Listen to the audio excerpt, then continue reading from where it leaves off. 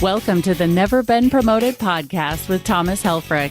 Get ready for a thrilling adventure as we uncover entrepreneurial journeys and life-changing business insights every week.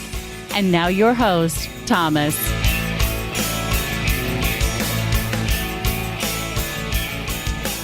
Welcome to another episode of Never Been Promoted. Why? Because I've never been promoted. And then, there's a book. All this stuff's coming out. We have a guest today, Phillip Bogolub. Phillip, how are you? All right, how you doing? How you do? Function, Hey, you know what I mean? I could do that and mix it in with the Jewish thing. I don't know. You have some guilt? You have a little guilt? That's just very good because I'm Jewish, so I can do both of them. If you're listening to this, you can't see this because instruments in the background. He doesn't play even. He doesn't even know how to play music. I just put him there just to screw with people. Auto tuner. Phillip, your name Bogolub means buy one get one lubricant for free. Is that what the Bogolub translates into phonetic Russian? Yeah, it means lover of God. My mother told me this when I was growing up. When I used to travel, my last job, I went to Europe. Everybody knew it. Do you know what that means? This is my European accent, by the way. Oh, no. And I let him share. I was like, means lover of God. What a beautiful name. So I heard that many, many, many more times than my mother said it my whole life. So you love the Russian God. I love the. Yeah, but I can't understand anything he's saying. Right. But I love you. That's unconditional love, people. So here on Never Been Promoted, we talk about entrepreneurship and last names. Also, I like buy one, get one lubricant free. Bogolub. You should have a website that says bogolub.com. Right. Your favorite Russian lubricants. Oh, my God. I like it, actually. This is going south quickly. Why don't you tell everybody a little about your background and your musical background? And introduce yourself because I'll ruin it. Well, my name is Phillip. Buy one, get one. Lube. No, it's Lub. And I actually am by trade an engineer, and I was an engineer in the medical field with an MBA and worked in the manufacturing field, traveling the world, working on X-ray tubes. You ever been a CT scanner or an X-ray, the device that creates the radiation? I helped develop and design, and I traveled the world for many, many, many, many moons.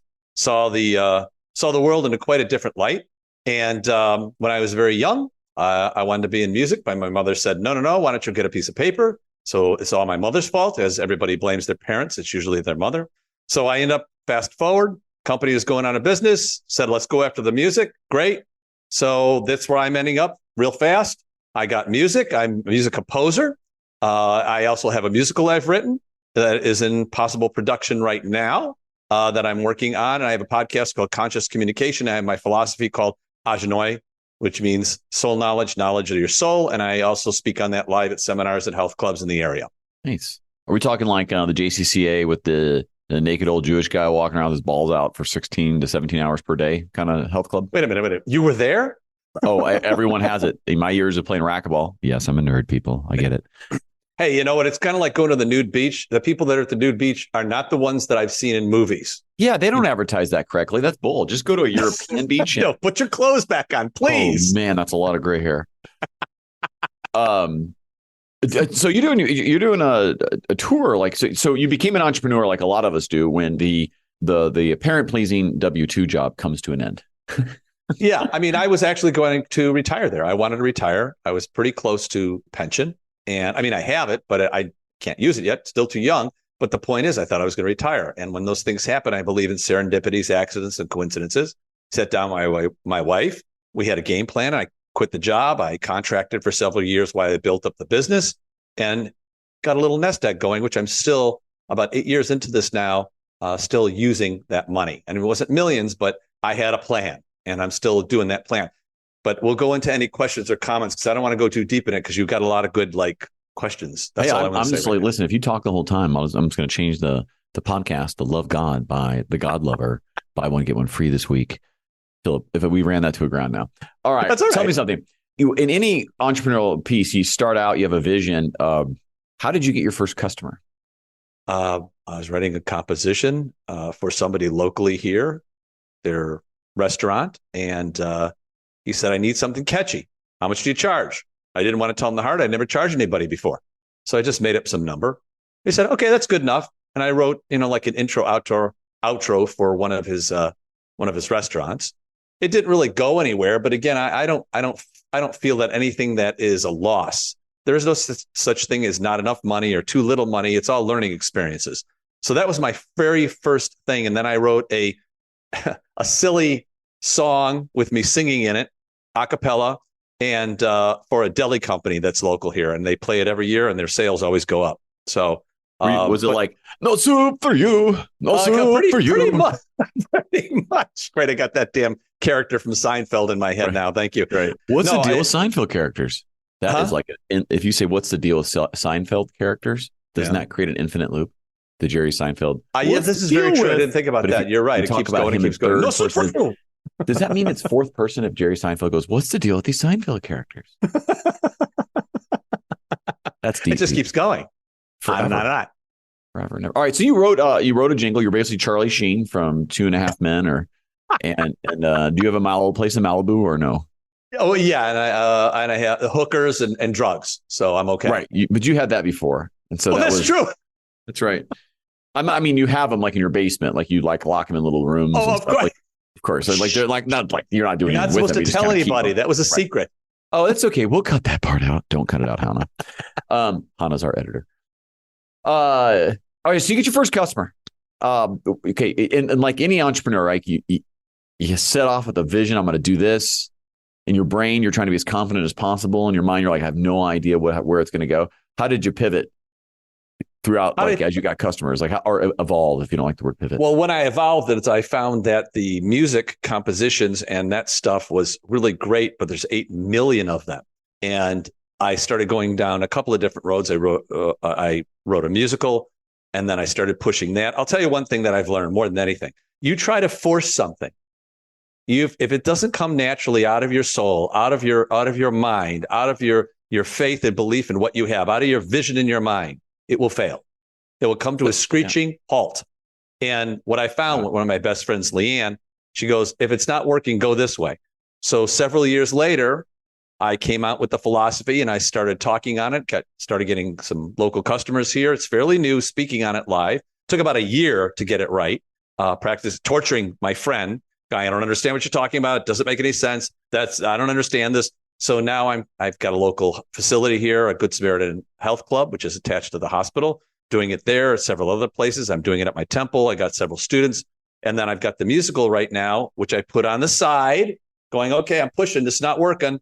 And now I got a production company that's out of Hollywood that's interested in doing the musical. So it started up without pushing. Don't push. If you don't feel that it's something, if I try to force it, no matter what that definition is, stop. It's kind of like saying, that's fantastic advice. I meet hundreds of entrepreneurs, or probably more than that in a year.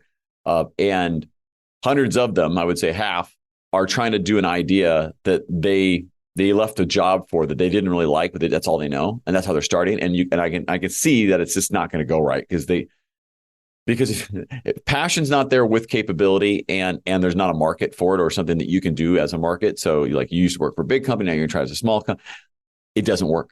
And in your case, it doesn't work because you're forcing some vision that you don't get. And so you see the same thing on product services. But what happens is when you were telling your story, I'm just going to take a guess. When you're telling your story and your friend was like, oh, yeah, it doesn't make sense. What are you talking? You needed to say all the things in your head, not the things you were saying out loud. Meaning you need to tell the things and the emotions you're feeling, not the thing you were saying. Because people would connect to the thing that you're not sharing. Right. Which is a different product than what you were selling, probably.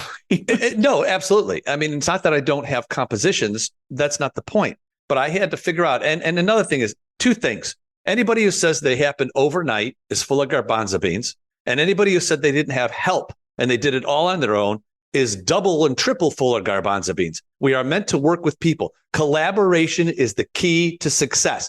Collaboration is the key to success. And also another thing, now you're interviewing me, but on my show, I'm interviewing, so I shut my mouth, or in Yiddish, it's called vermach the moil. Shut your stupid mouth. Listen, and listen good, because you learn more from listening than from talking. I gewalt, Vox Boxa. It's all the Yiddish I know. My Jewish roommate in college, I won't say his name's Asher. He's a great guy. He's an attorney. Shocker. But anyway, he also played racquetball and squash. But he got into CrossFit, which is very non-Jewish, but the point being is, Sorry. He taught me the Happy Jew dance at his fraternity. Oh, there you go. There you go. Like, I don't know how I never quite got it. It was awkward. You got the white man overbite. You got to have the but it's like if it's like I gotta have like Imagine Grateful Dead going on in the background or something, and then I got it. Jerry Garcia, God rest your soul. Yep. When you on your path and you started off, like you're pretty far down the road. Tell me like maybe the 90-second pitch. What is it you're selling now in these and you're doing? So like, tell me first who's this for and what is it they get? Like, give me the pitch. Well, it's the soul knowledge and knowledge of your soul. It's finding out that your inner knowing knows what you are. Go back into yourself through spirituality, through praying and meditation, whatever you want to call it. This is what I call it in the philosophy of AJANOI. So you just get into yourself. You can't tell me what my passion is. You can tell me what you think my passion is, but you don't know who I am inside. So you got to take the time, being quiet and praying and meditating, like I said, or whatever word you want to do, to get into that mode where you understand what you were meant to be. What are the things that you're passionate about? I loved playing music when I was a kid. I never had music lessons. I haven't piano, guitar. I play piano, guitar, bass, and drums in order of competency. But the whole idea is you've got to go into a scary place of not knowing. We were told from the minute we're born to the minute we're out of school, whether it's high school, college, jobs, this is how you do it. This is how you do it. This is how you do your job. And when you go on your own, whether it's retirement or you do a second job or you do what we've done, Thomas was in the corporate world. We all come from somewhere. And when I left the corporate world, suddenly I'm like, oh, I got to do this on my own. I'm my own HR person. I'm my own communicator. I'm my own this. And you have to learn these things. Now, I had a lot of things that were very natural, but I had to learn certain things that was uncomfortable to me. But it's okay, because without uncomfortableness, you can't move forward. Without making mistakes, you can't move forward. Without screwing it up, you can't move forward. That's the only way it was designed to learn. So I hope I answered your question. I do. I think when do people... Okay, when should someone individually bring you in to the conversation, and what's the context? They're thinking of making a job change. They've lost it. Like, when do they bring you in, and when does an individual bring you in versus and when does an organization? When should they bring you in to have a conversation? Like, when's the ideal place where what you do resonates the best? What's going on in your life doesn't work anymore, and trying to reinvent the same thing over. You know the old saying: the more it changes, the more it stays the same. It's not working. Whether it's retention at a company, whether it's a relationship with friends, whether it's a job, the two things I say in the philosophy, the two things that people can relate to is a bad job, bad relationship, because everybody at some point in their life can relate to that all the time. And you feel a little better, feel a little worse, feel better, feel a little worse. So if you want to get out of that arc, you don't have to live in the arc. You don't, unless you're Noah, you don't have to live in the arc of going up and down and up and down and up and down. I think that's normal. If you understand it, I can teach you through this philosophy, through this understanding of the two minds, of the informational and transformational, to understand that you have the answer. I'm not teaching you. I'm teaching you. I'm not coaching you. I don't know what you want, but you know. What I do with people is I bring out what they need, what they're looking for. I'm not giving you the answer. You got the answer inside of you. And once that light flips on, these things come out of you like it's no kinks in the hose. It just keeps going and going and going. So that's what I'm asking for. What I'm looking for, people that are stuck. And they're in automatic mode thinking, I've tried it because Jim, John, Joni, and Susie are doing the same thing. They're successful. It's kind of like going to the grocery store and you're going down the aisle going, that person looks healthy. I think I'll buy what they're buying. You don't have a clue what's going on inside their mind. Yeah. So I wish you would have said Matthew, Mark, Luke, and John there, but you didn't. You could have. I could have. So you said you have no kinks in your hose. I'm not kinky. That I don't know how to take that. I heard some kind of there's no kinks in your hose. Is that what can I use that as a thumbnail? Philip has no kinks in his hose. Because when the auto translation gets known to us, it's going to say he said kinks and hose. And earlier he referenced his hookers and blows. So when the AI picks up the translations of this, it's going to be confusing. The kinks in the hose, to explain that was HOS. When you have that soul knowledge, when you have that experience of going through the universal mind, spirits, and angels, when you're relaxed, when you're at one with yourself, when you're understanding that everything's inside of you and you're not running around trying to get everybody else to tell you what you think you're supposed to do. Right. That's what I mean. No kinks in the hole. And the hose. And you're right. Everyone can relate to bad relationship, bad jobs, but also bad experiences in the United States Post Office, which should be defended. That's ongoing. They've lost the last 2 packages I've sent. Really? I don't know. How do you do that? A golf club and a collector bobblehead to a friend of mine who's, and a client of ours too, that his son's like, going to a hospital for heart transplant, and he loves the Braves. And I sent it to him and they freaking lost it. Anyway, I don't know how they do that. United States Post Office, defund, #defund the post office. All right.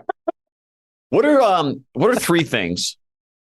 I already wrote this book, so you can make up anything here. It'd be great if you'd mentioned a few of them, but you haven't read the book because it's not published yet. But here's the thing. What are 3 things you wish you would have known before starting this entrepreneurial journey? The 3 things I wish I would have known. It's not going to look like what you think it's going to look like from the beginning. Easy. It's not easy, but it's not painful. And there's no suffering. I thought there was suffering. You had to suffer. You had to work 75 hours a week. And it's like, no. I get more done in 4 hours than I've ever done in an 8-hour day at my old job, because I had to learn a different way and understand that this is a personal thing now. It's different when somebody else is writing the check. Something goes wrong, you go to the next customer. You are the representative of everything you do, however you do it. Not everybody's going to like you, and you're going to get a small niche of your business in the world because there's enough to go around for everybody. Yeah. And be patient. That's more than 3. I think I hit all those in one chapter. No, there's definitely be patient and right. Expect change, embrace change. Change it. I think I wrote one of the chapters is around uncertainty and how it's actually one of your weapons. And if you can embrace uncertainty, you'll be faster to get things right, faster to pivot relative to your competition, and you'll align hopefully what you described there, your passion to it. And the reason you get 4 hours done, what you get done in 4 hours, it took you a week to get done probably the other place, is there's no other noise. You're like, that's the only thing I need to go do right now that matters. I don't have to do a report. I don't have to do anything else. I don't even have to get dressed. I'll ask you a question. I'm going to flip it to you. I'll ask you a question. Do you enjoy every single process and procedure that you do in your business? Every single thing? No. Do you? No. But I don't look at it as work either. I just so I get up every day and I work way harder than I ever did before, but I love I don't feel like I'm working. Right. But it takes a lot of mind energy. You. Yes, I have a question for you. You said, it's your show. You should be quiet. You said, listen, here's the problem. I love to talk. That's my passion. Riddle me that one, big boy. How do I do that, Bogolub? Well, there's a certain process or procedure I'm teaching people to be able to listen better. And it's an imaging technique. I can kind of describe it to you, but it's much better showing you. But I'll give you an idea. So do you know what an oscilloscope is? A oscilloscope? No, an oscilloscope. Oscilloscope. No, I do not. Oh, okay. I'm thinking kaleidoscope, but cooler. No, yes, that's true.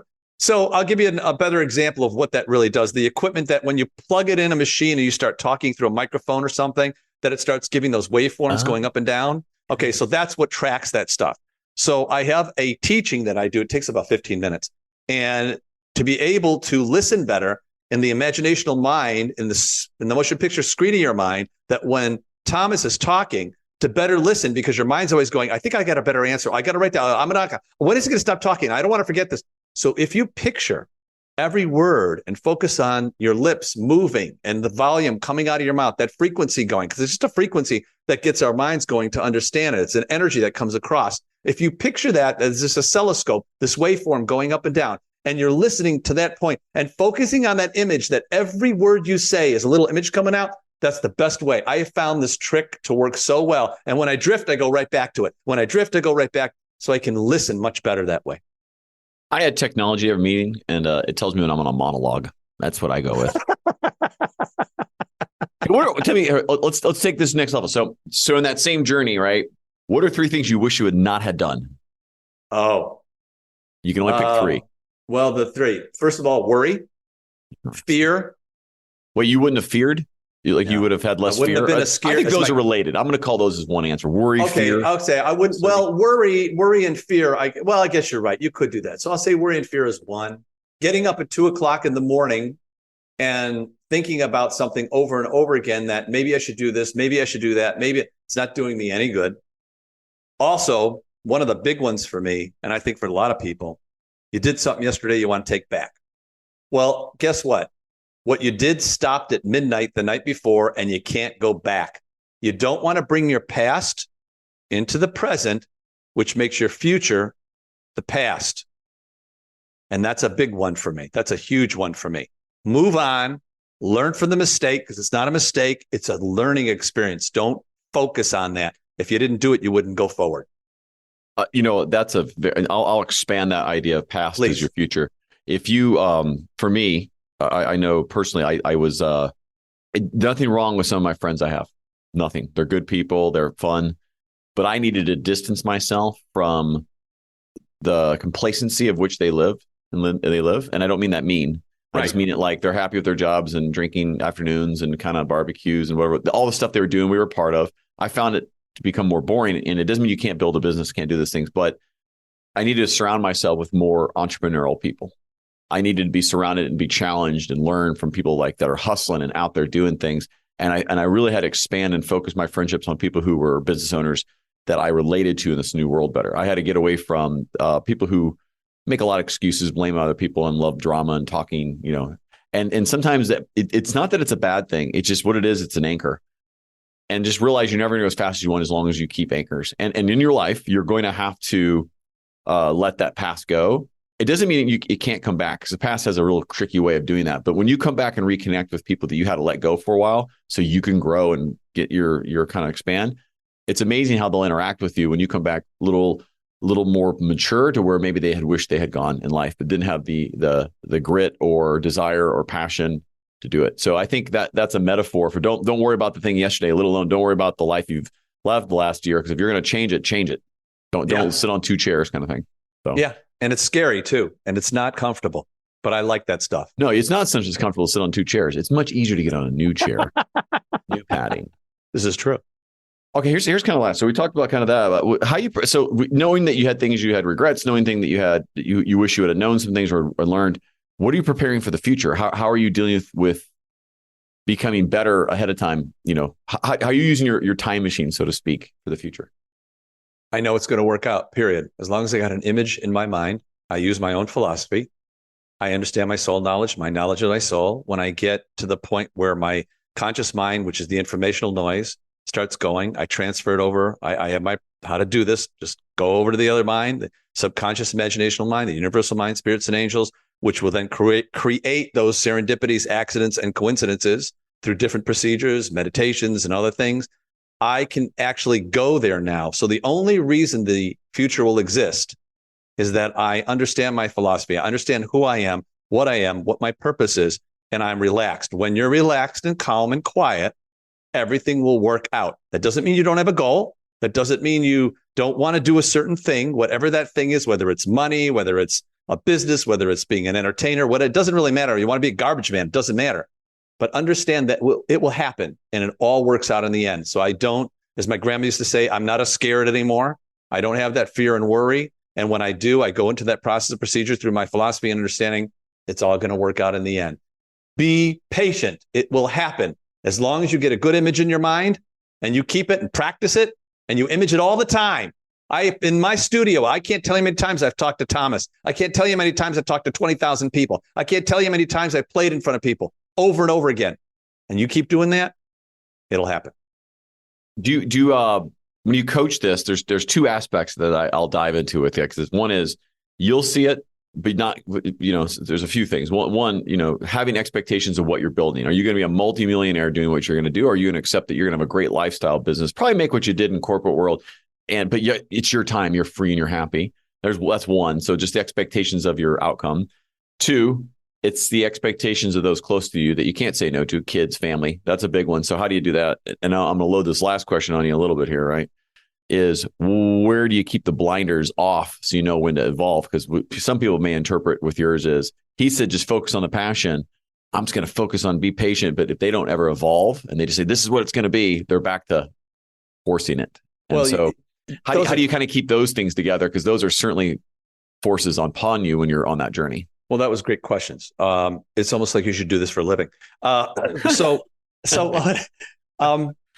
had this number in my head, make millions, right? Or whatever.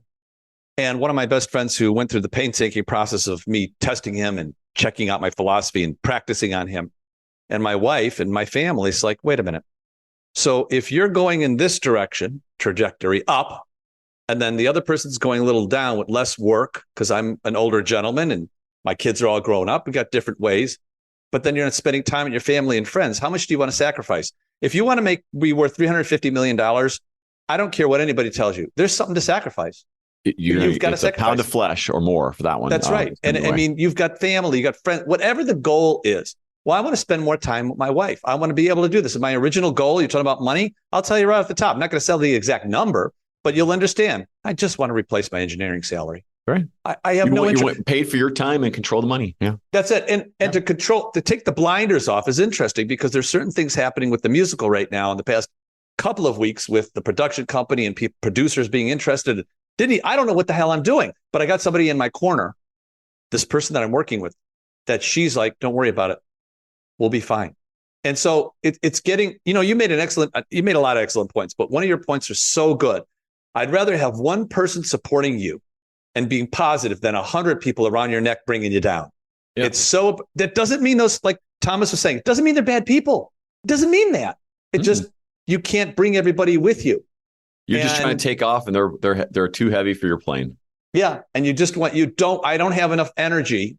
I mean, this stuff, I'll tell you another thing with the listeners, this stuff takes more mental energy, and I'm not complaining, than I ever have in my life. So at the end of the day, I'm exhausted, but I'm not physically exhausted. I'm like, I got to watch something stupid on TV. I got to put a movie on. For me, I play music, whatever it is that you do. Do you understand? You understand what I'm saying? Oh, absolutely. But I'm wanted. I don't think I've watched the news.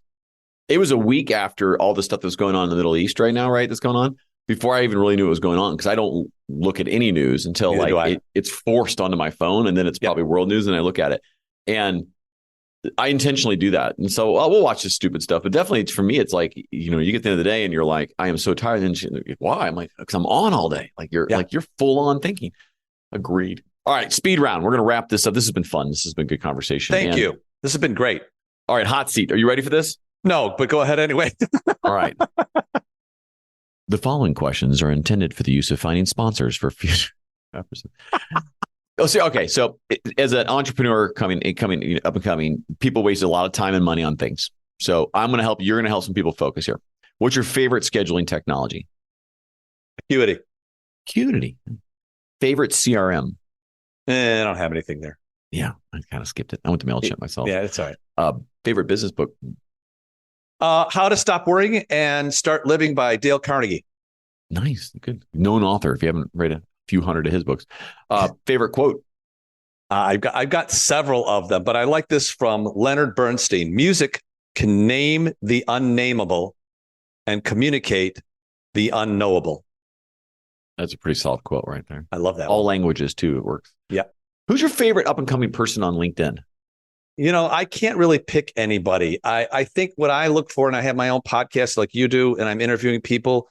I just like people with new ideas and concepts and can communicate them really well. And most people believe in something spiritually, whether they call it God or anything else. You can call it a cup of coffee, but they understand that there's something involved. So I don't have a specific person, but I love to talk to people like yourself who have a connection going, everything will be okay. So I don't really have a specific person. Okay. All right. 3 most important entrepreneurial traits. Oh, there's so many of them. I would say a good mind mentor group, your wife, your friends, your family, whoever that is, got to have a good mind mentor group. Read positive material. Stay away from everything negative. And as Thomas has alluded before, eliminate all the negative. If it's family, eliminate the time that you're spending with them if it's not just working very well. But eliminate all the negativity in your life because you can't change the world, but you sure as heck can change yourself from the inside out. Favorite bank? Okay, I'm going to answer that one. This episode is brought to you by Chase Bank locally here. Just kidding. Don't answer that. I want Chase Bank to sponsor, and I don't want to hear your answer unless it's Chase. I love Chase. Me too. I actually do. They have been so good to me. They gave us lines of credit before I think we established revenue on paper. Like they've been so easy to work with. Anyway. Wow. And they're not really sponsoring it, but they should. That's right. Get that checkbook out, baby. Come on. That's right. It'll happen. They make them. It'll happen. Wait, listen, as we got here about a minute or so left here, how do they get a hold of you? Any special offers or giveaways you want to talk about? The floor is yours for the next 90 seconds.